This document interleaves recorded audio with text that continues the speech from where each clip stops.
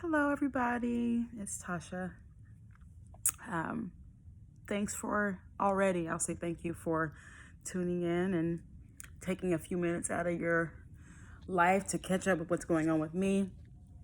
Well, it might be longer than a few minutes. I'll try not to make this extremely lengthy, but I wanted to give you all an update.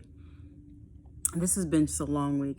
This week has been long, just with everything going on in the world and crazy times. I've had to have so many conversations with some of my staff and like some of my colleagues just about what's happening as far as the murder of George Floyd and everything associated with that situation in Minneapolis. This week seems like it's been so long and it's only Tuesday. So all of my wonderful infertility stuff has I almost want to say that I've been able to forget about it, just because I've had my mind in other places. So wanted to catch you up though. So probably you could tell just from my tone and from the look on my face that we weren't successful. We had another chemical pregnancy, and I say this in the some people might find this weird. He doesn't know. So he's had so much on his mind that I think he's lost track of the dates. And I probably could have gotten away with even mentioning anything about it, except for he woke up yesterday and I wasn't here. And he's like, text me, where are you? Because he was off yesterday, one of those random rare days. This pimple is really driving me crazy. It's the medicine. It'll go away. But I'll talk about that in a minute. But he worked so much, and he's was off yesterday abnormally, and so he noticed that I wasn't here when he woke up and was like, where are you? And I couldn't lie to him, so I told him I was at the doctor. And he didn't ask me why, or he just said, what'd they say? And I was like, just had to do some blood work, which is true. So I had to do another beta yesterday, and yesterday was a 4. So let me back up just a little bit. You know, my videos are all over the place. I don't know how to just do this chronological thing that everybody does. So when I left you guys last, it was after the transfer, I think, right? Or was it the retrieval? It was the retrieval. I lose track, I think. So let me back up. Let me just back up real quick to the transfer, just in case I didn't cover this, because honestly, right now, my mind is such a blur, I do not remember. So I had my transfer. The transfer day was fine. I swear I did mention this because I think I was talking about how it was kind of chill, me being there by myself, even though I was anticipating it being kind of crazy being there by myself. But just in case I didn't talk about this here, let me talk about it briefly. The transfer day, I was alone, and my last transfer, he was with me. And last transfer being there with me, he was driving me crazy. He was videotaping it when I had to pee, and I was completely uncomfortable and just not in a good mood at the moment. And he was being himself and goofy and trying to make me laugh, but it wasn't working. And this time being alone felt kind of weird, and I'm going to be by myself, but it actually was fine. I was able to meditate and just spend some time internally. And it was actually okay. And I want to talk about after the transfer, because I think this is important for someone. I laid on the table after the transfer. The transfer was fine. Just I didn't overdo it with the water this time, so my belly wasn't super, super full. I drank one full 16.9 ounce bottle and maybe like a quarter of another one. And I had just been drinking water regularly the day of and the day before. So rather than just kill myself with water, I just been drinking it regularly.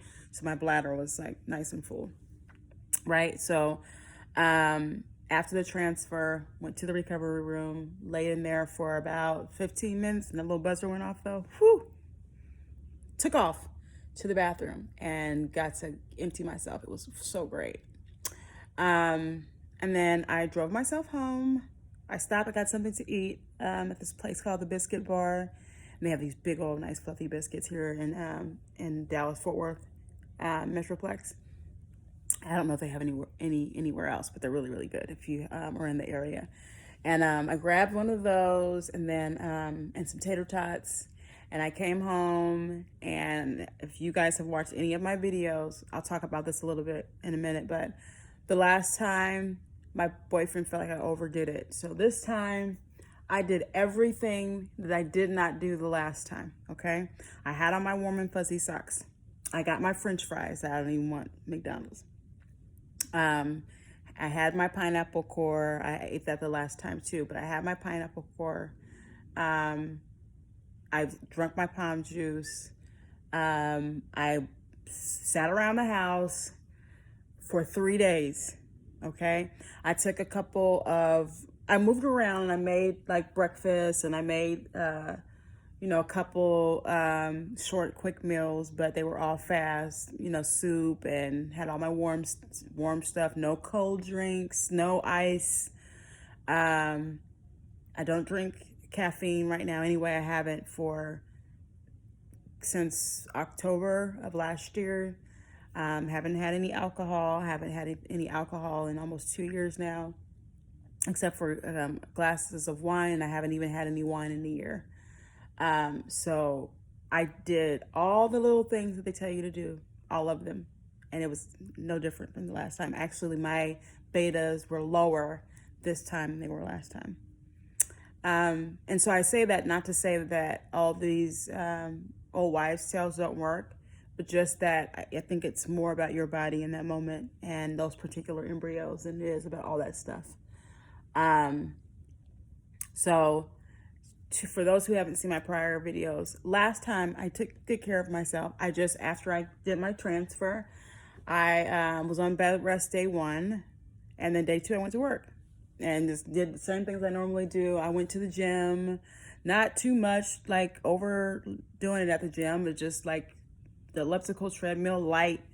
I kept it at the 30 minutes that they told me I could do. I did my 30-minute walks. I did have a couple walks that were longer, and they were like, as the time went on after implantation window, like that second week, I went on my couple mile walks, not like walking fast or running, just walks. And my babe was giving me a hard time about that because he felt like I overdid it. So I didn't do any of that. For 2 weeks, I didn't work out at all. I did 3 30-minute walks, and I wouldn't do anything over 30 minutes and just walking. Like my poor Apple Watch was like, woman, what are you doing? Because you are not using me. And I usually, I hit my goals easy every single day, and I haven't been hitting anything. So I was as good as I possibly could be. And I hate wearing socks on my feet in the bed. I wore my little socks, kept my temperature under control, etc., etc. This time also, I took my progesterone and my estradiol at the exact same time every single day, and I spaced them out so it was even, the times in which I took them. My protocol, I had, I can't remember the milligrams and whatnot, but I had the vaginal suppository, and I had the oral progesterone as well. So I took both, and I also had the oral estrogen, the estradiol, and I took them literally alarm set. Matter of fact, I just had to take them off today because probably a bad reminder when it went off today. Had alarm set, so I would take it exactly the same time. And with my suppository, unlike last time, I would put it in, sit around 15 minutes, and then go on about my business. This time, literally, every time I inserted my my suppository, I laid here for an hour, hour and a half. Just lay in the bed so that it would have time to absorb And I did that every single time. And nope, didn't work.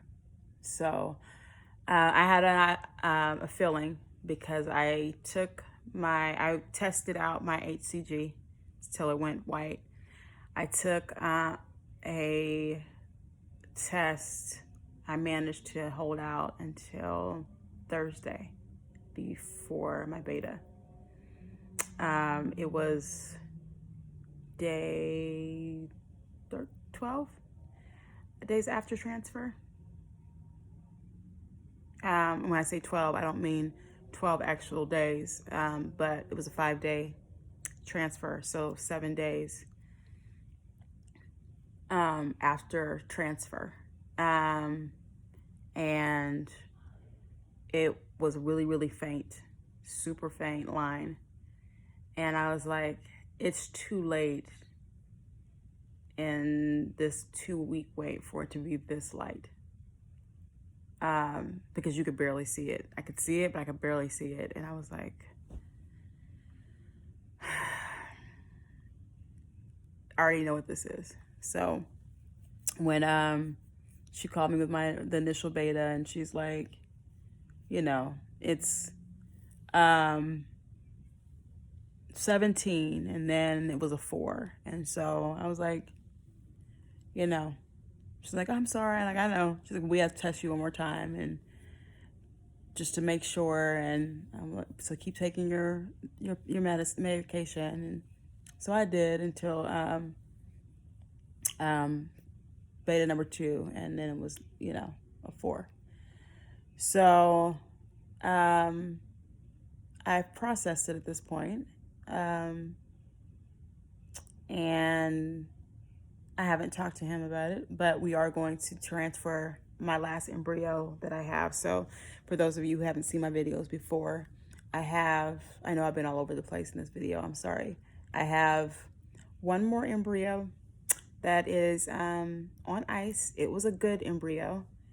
Different from I read my notes the other day. So my first cycle, on day number 3 of my first retrieval, my embryos were graded 2 very good, a good, and a fair.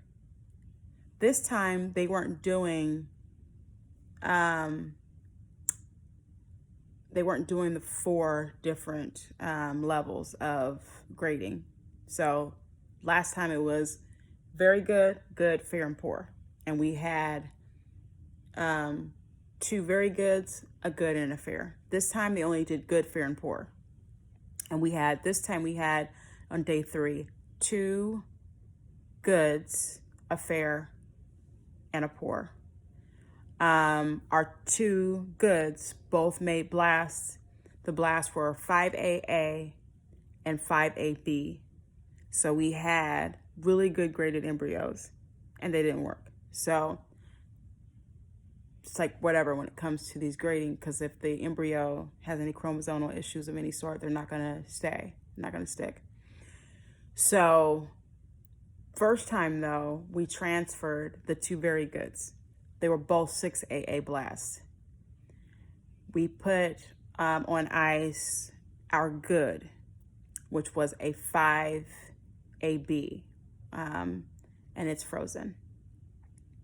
And so a 5AB, and a lot of worlds, it would have been transferred the first time, but we didn't want to transfer 3 because she felt really good about the embryos because they looked amazing. The last time that I videoed, I was driving when I showed the picture of my embryos. See, it's coming back to me. I did talk about this when I was on my way home after the transfer. It's been a long week, guys. I've been forgetting like everything, but now I can actually show you a better picture of my embryos. So there they are. That one over there on the left, that was the 5AA, and the one over there on the right, that was the 5AB. And then the last time we had the 2. Here is one of them. This is one of the 6AAs, and you can see it's completely hatched. So that's how it looks when it's hatched out. It's actually completely coming out of its shell. And here is my other one. That was 6AA, where you can see where it's hatched and it's coming out of its shell. So we've had, my doctor's like, you make really good embryos. A lot of people my age, she was saying, with my AMH, don't make blasts at the level in which I do, and their fertilization rates are not as high as mine.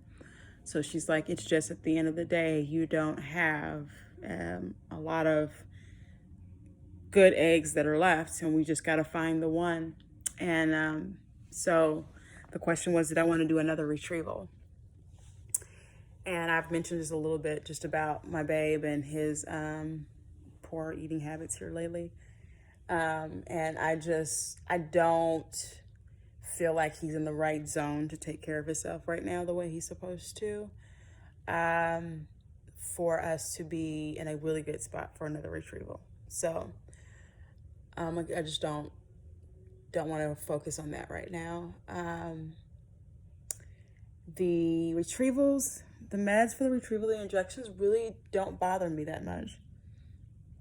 I hate the progesterone and the estradiol. I hate it. It, like, oh my God, ladies and gents, if any of you are watching, my boobs hurt so bad. Oh my God. Just, you brush up against them by mistake. The water coming out of the shower, TMI, I know, I'm guilty of TMI, guys.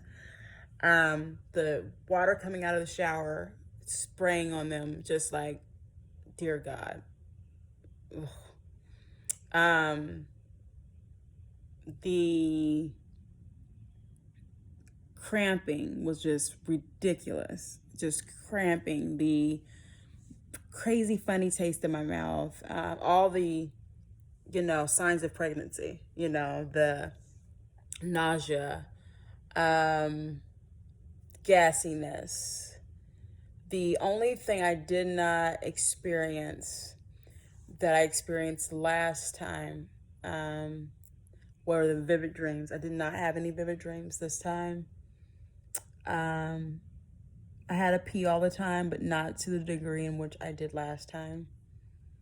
I don't know. I just didn't feel this time like I did last time. So I just didn't feel like, it worked. And I know mentally that's probably not where I you want to be. You want to be like, this is going to work. This is going to work. This is going to work. But I was hopeful, but I didn't feel it. Like inside, I didn't feel it. And not every pregnancy that I've had has been different, but I just didn't feel it. And I don't know.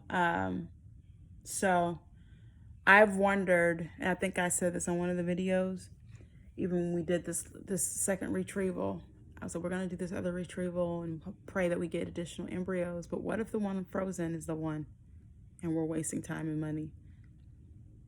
So I debated a lot before we did the second retrieval. Like, should I do another retrieval or should I transfer? Should I transfer to the retrieval? But I know age is a factor, so I just wanted to get as many embryos as I can the younger I am in my old age. But I just don't feel like a retrieval just would be good right now. Of course, there's a financial aspect. In this crazy environment we're in, saving is probably wise.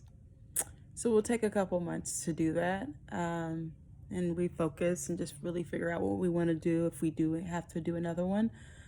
But in the meantime, we're just going to pray that this transfer that we do will work. So when my cycle starts, I will start the process for a frozen embryo transfer. I've never done one before. So never done a frozen transfer. All my transfers have been fresh. So this will be a new journey for me. It looks like from the brief information that she started uploading in the portal that I'll be doing PIO shots, which means I'm going to have to give them to myself just because of my babe schedule. Pray for me. That's going to be interesting. And looks like I'm going to be introduced to Lupron. Don't know anything about it too much other than, of course, what I've seen on YouTube and on my social media forums. So it'll be my first experience with it. And then the estradiol,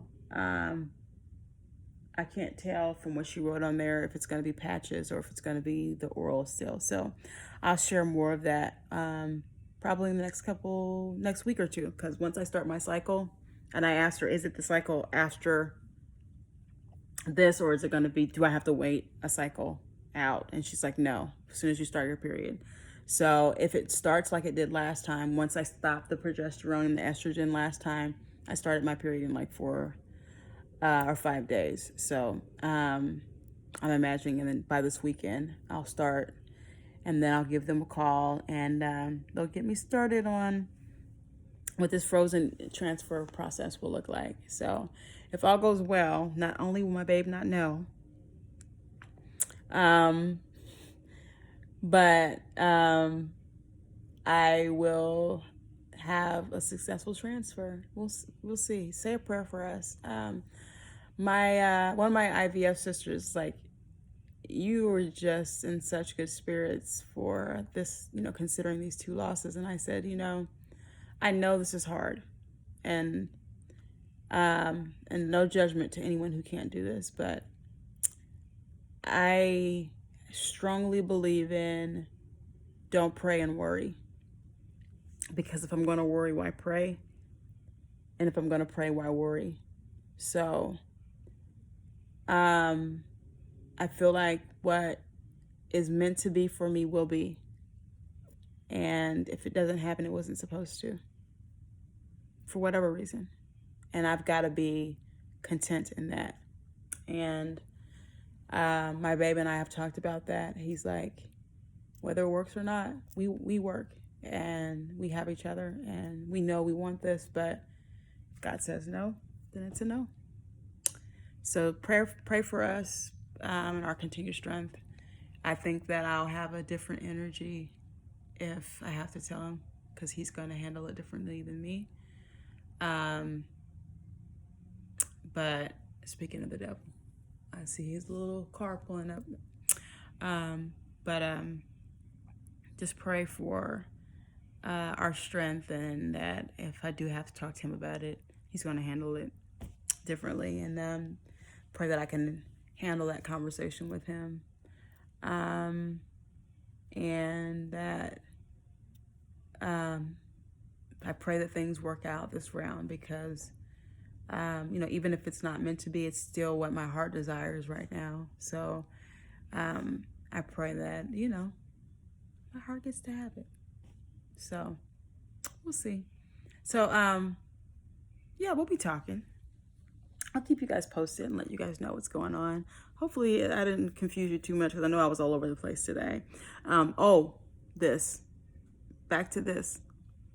I broke out so bad the last few days. All through here, taking that. And I usually don't have that problem with my skin like that to that degree. So every time I'm on all these meds, here we go. So that's been a horrible side effect, is the skin. So I got to stop taking my progesterone. So after having a couple days out of my system, I'm hoping that, it's not as bad as it was. So I haven't got to see my esthetician either, thanks to COVID-19. So just been me and my mask and my Kiehl's product. So anyway, I digress. So yeah, pray for us, wish us luck, all that good stuff. And all of my IVF sisters out there, I wish you guys nothing but the best. I pray that all the wonderful baby dust in the world is sprinkled upon you, and that your wombs are nice and warm and ready for those babies. And we're in this thing together. So I will talk to you all soon.